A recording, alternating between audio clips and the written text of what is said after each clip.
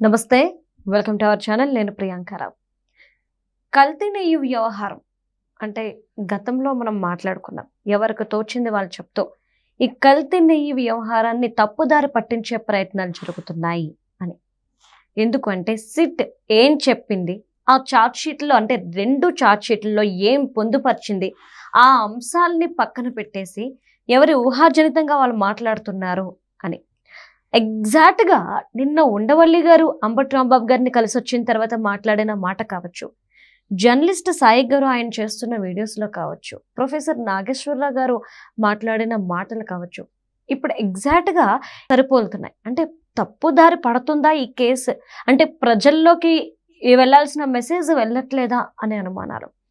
దీని గురించి డిస్కస్ చేద్దాం. మనతో మాట్లాడడానికి ప్రముఖ పొలిటికల్ ఎనలిస్ట్ అంకమరావు గారు ఉన్నారు. ఆయన అడిగి తెలుసుకుందాం.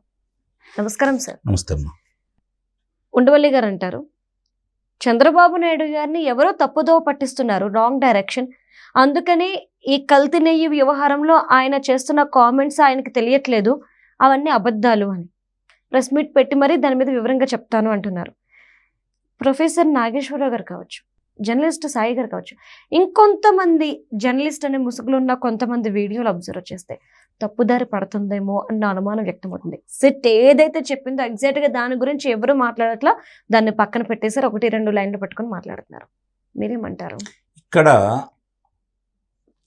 భారతదేశంలో, ప్రజాస్వామ్య భారతదేశంలో మాట్లాడుకునే స్వేచ్ఛ ప్రతి ఒక్కరికి ఉంటుంది. అలాగే విశ్లేషకులుగా ఉన్న నాబోటి వాళ్ళకి కావచ్చు, లేదంటే ఇందాక మీరు చెప్పినటువంటి చాలామంది విషయాల్లో కావచ్చు, వాళ్ళ అభిప్రాయాలు వాళ్ళు వ్యక్తం చేయడంలో కూడా తప్పులేదు. సహజంగానే కొంతమంది ఇందుట్లో వీళ్ళు మాట్లాడే మాటలు వినటానికి చాలామంది ఆసక్తిగా కూడా ఉంటారు. కారణం ఏంటంటే గతంలో వాళ్ళు మాట్లాడిన విధానాలు, విశ్లేషించే విధానం, సమస్యల గురించి ప్రజలకు అడ్రస్ చెప్పే విధానం చాలామందికి ఆకట్టుకునేది ఒకనాడు కొంతమందికి. కానీ 2014 నుంచి చాలామంది వైఖరిలో మార్పు వచ్చింది, ముఖ్యంగా ఈ తెలుగు రాష్ట్రాల్లో. ఒకళ్ళు మాత్రమే భుజాన్ని వేసుకొని పదే పదే పచ్చి అబద్ధాలను చెప్పడానికి అలవాటు పడిపోయారు. విశ్లేషకులు కావచ్చు, జర్నలిస్టులు కావచ్చు, చాలామంది కావచ్చు. సహేతుకమా కాదా, మనం మాట్లాడేది ప్రజలు ఏ విధంగా రిసీవ్ చేసుకుంటారు, గతంలో మనకున్నటువంటి పేరు ప్రఖ్యాతులు ఏంటి, ఇది మాట్లాడితే ఏ విధంగా వాళ్ళు మనని తిరిగి ఆదరిస్తారా లేదా అసహించుకుంటారనే అవగాహన కూడా వాళ్ళకి లేకుండా పోయింది. కారణం ఏంటంటే వాళ్ళు ఎందుకు ఆ విధంగా ప్రవర్తిస్తున్నారు అనేది వాళ్ళ అంతరాత్మకే తెలియాలి. రాష్ట్రంలో సమస్యలు లేవు అంటే లేవు అని చెప్పలేను నేను, సమస్యలు అయితే ఉన్నాయి. ఆ సమస్యలను అడ్రస్ చేయకుండా ఏకాడికి ఇంకా వాళ్ళని కాపాడుకునే విధంగా ఈ కల్తీ నెయ్యి విషయంలో కావచ్చు, ఈయన మాట్లాడిన అంబటి రాంబాబు విషయంలో కావచ్చు, ఉండవల్లి అరుణ్ కుమార్ గారు, సహజంగానే ఉండవల్లి అరుణ్ కుమార్ గారిని ఆ ప్రెస్ మీట్ నేను చూసిన తర్వాత నాకు అనిపించింది ఏంటంటే వయసు రీత్యా ఆయన వృద్ధుడయ్యాడని చెప్పని స్పష్టంగా అర్థమైపోతా ఉంది ఇక్కడ.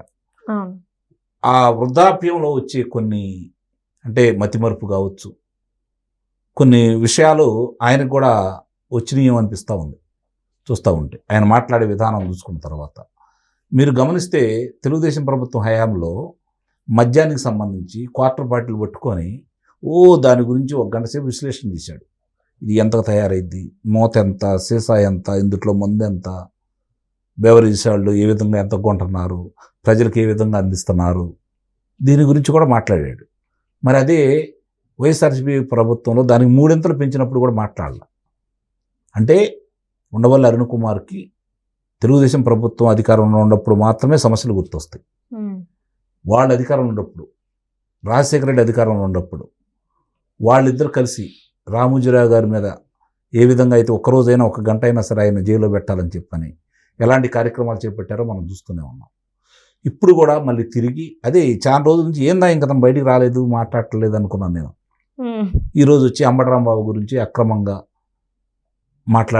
జైల్లో పెడతారా, ముఖ్యమంత్రి గారిని అంటే జైల్లో పెడతారంటే గమనించుకోవాల్సిన అంశం ఏంటంటే అతన్ని జైల్లో ఉంచింది ఇప్పుడు, ఆయన వెళ్ళినప్పుడు జైల్లో ఉన్నది ముఖ్యమంత్రి గారిని అన్నందుకు కాదు, పోలీసుల మీద దురుసుగా ప్రవర్తించినందుకు. అందుకే అన్నాను నేను ఆయనకు మతిపరుపు వస్తుందేమోనని. ఆయనకి మతిపరుపు వచ్చింది అన్న కారణం కూడా అదే. ఇంకోటి చూడండి మీరు, అక్కడ ఆయన మామూలుగా కళ్ళజోడు కూలింగ్ గ్లాసులు పెట్టుకున్నాడు. కూలింగ్ గ్లాసులు పెట్టుకొని పాపం సెల్ ఫోన్లో చదవాలంటే కూలింగ్ గ్లాస్తో కుదరదు కదా, అవును. రీడింగ్ గ్లాసులు కావాలి. మామూలుగా రీడింగ్ గ్లాస్ పెట్టుకోవడానికి ఆ వయసుకి ఆయనకి కాస్త అంటే నాకు ఇంకా వయసు నేను అంతా సవ్యంగా ఉన్నాను చెప్పుకోవడానికి తాపత్రయం కావాలా, కనపడకపోయేతలకి అవి తీసేసి మామూలుగా రీడింగ్ గ్లాసులు పెట్టుకోవాలి. అవును, పెట్టుకోవాలి సార్. కానీ ఆయన కూలింగ్ గ్లాసుల మీద రీడింగ్ గ్లాసులు పెట్టుకోపోయారు చూడండి కావాలంటే. అంటే మతిమరుపు అనేది స్పష్టంగా అర్థమైపోతుంది. కాబట్టి ఆయన మాటలు పరిగణలో తీసుకో. ఎందుకంటున్నానంటే ఇంత స్పష్టంగా ముఖ్యమంత్రి గారిని అన్నందుకు కాదు, ఇప్పుడు అంబటి రాంబాబు అక్కడ ఉంది. ఓకే. అంటే పోలీసుల మీద దురుసు ప్రవర్తన సందర్భంగా అక్కడ ఉన్నాడు. సరే ఈరోజు దానికి కూడా బెయిల్ వచ్చేసింది, అది వేరే విషయం. మరి రాజమండ్రి గదిలో పెట్టిన దాని గురించి మాట్లాడుతున్నాడు. ఇదే దాంట్లో పట్టాభిని పెట్టారు కదా, పెట్టారుగా. మరి పట్టాభింటి మీద దాడి జరిగినప్పుడు నువ్వు బయటకు వచ్చి ఏమైనా మాట్లాడావా? అపర మేధావి, 10 సంవత్సరాలు పార్లమెంటు సభ్యుడివి, బ్రాహ్మణోత్తముడివి, వేదాలు పఠించిన వాడివి, ప్రజల సమస్యల గురించి మాట్లాడేవాడు అయితే మరి ఆ రోజు బయటకు వచ్చి పట్టాభింటి మీద అంత విధ్వంసం చేసి 7 సంవత్సరాల పసిపిల్ల ప్రాణాలు అరచేతితో పెట్టుకొని బాత్రూంలో దాక్కొని ప్రాణాలు రక్షించుకుంటా ఉంటే మీరు చేసిన అమానుషం అని చెప్పి ఒక మాట మాట్లాడావా? పోనీ ఆ దాడి చేసిన వాళ్ళని ఏమన్నా అరెస్ట్ చేశారు ఆ రోజు?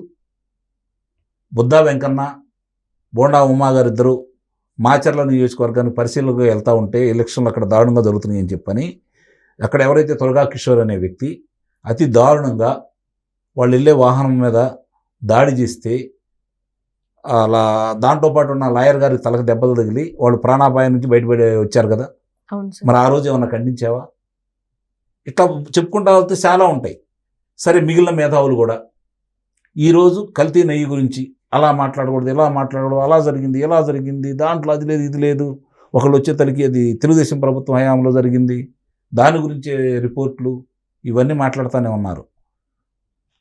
స్పష్టంగా సుబ్బారెడ్డి 22లో జరిగిన ఉదంతానికి సంబంధించి ఆయన వెళ్ళి ముక్కుతోటి వాసన చూసి నెయ్యిలో తేడా ఉందని చెప్పని, అలాగే జీడిపప్పు కావచ్చు, యాలకులు కావచ్చు తేడా ఉన్నాయని చెప్పని దాని మీద రిపోర్ట్ ఇవ్వండి అని చెప్పని శాంపిల్స్ పంపిస్తే మైసూరు ల్యాబ్కి శాంపుల్ పంపిస్తే కనీసం శాంపిల్ పంపించాం కదా రిపోర్ట్ ఏమొచ్చిందని చూడకుండా, అంటే వాడు ప్రణాళికబద్ధంగా వెళ్ళారనడానికి నిదర్శనం.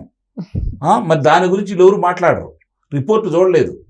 ఆయన పాలక మండలి అధ్యక్షుడు, దాని గురించి చర్యలు లేవు, మళ్ళీ వాడకే కొనసాగించారు సార్. అంటే చెప్తాను.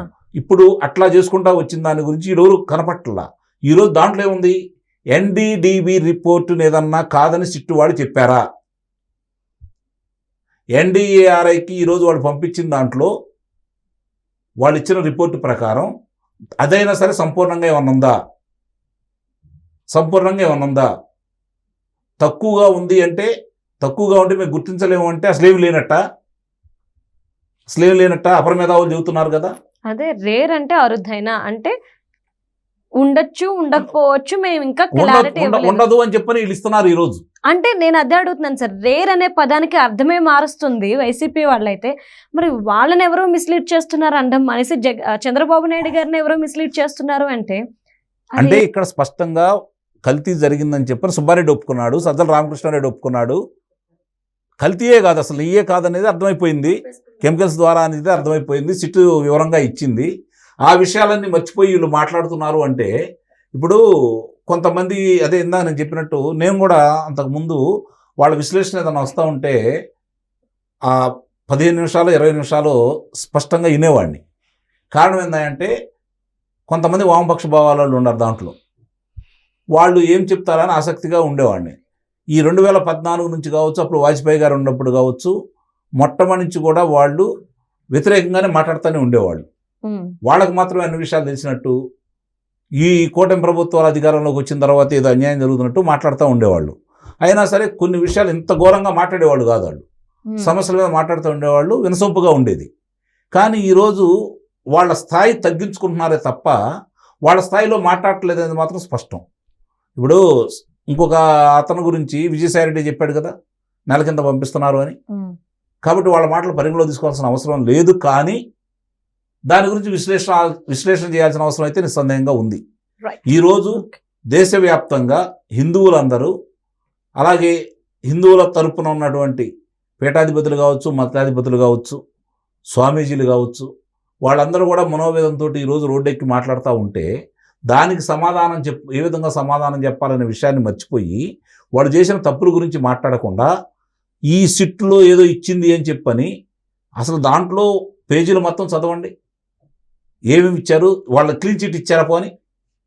ఇప్పుడు కోర్టులో అఫిడవిట్ వేసినప్పుడు ఏమని వేస్తారు, దీంట్లో ప్రభుత్వం మోపినటువంటి అభియోగం తప్పు, వీళ్ళకి ఎలాంటి సంబంధం లేదు, ఈ కేసు కొట్టేయండి అని చెప్పిన అనేది ఒకటి, లేదు అనుమానాలు ఉన్నాయి మీ పని మీరు చేసుకోండి అని చెప్పిన ఇవ్వడం అనేది ఒకటి.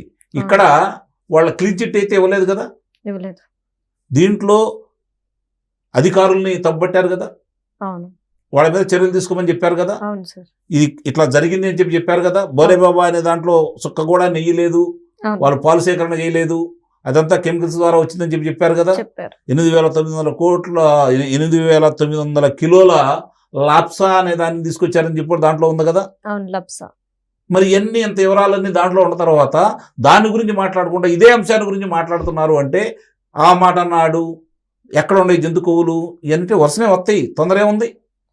ఎన్డీటీవీ రిపోర్ట్ ఏమన్నా మళ్ళీ తిరిగి అడిగారా, మీరు ఎట్లా చెప్పారు, మీ దగ్గర ఉన్నటువంటి సాక్ష్యాధారాలు ఏంటి, ఒకసారి నాకు ఇవ్వండి అని చెప్పని సిట్ వాళ్ళు అడగలేదుగా. కాబట్టి ఇప్పుడు దాని మీద కూడా అనుమానం వస్తూ ఉంది కాబట్టి ఇవన్నీ బయటికి తీస్తున్నారు. తొందరపడకు సుందరవాదన అన్నట్టు జరిగే కార్యక్రమాలన్నీ అన్నీ జరుగుతూ ఉంటాయి. మీరు చెప్పినందువల్ల మీ మాటల వల్ల సుప్రీంకోర్టు తీర్పు అయితే కాదు, సుప్రీం న్యాయస్థానంలో ఉంది, అది వచ్చిన తర్వాత మాట్లాడదాం. Thank you so much sir. Thank you.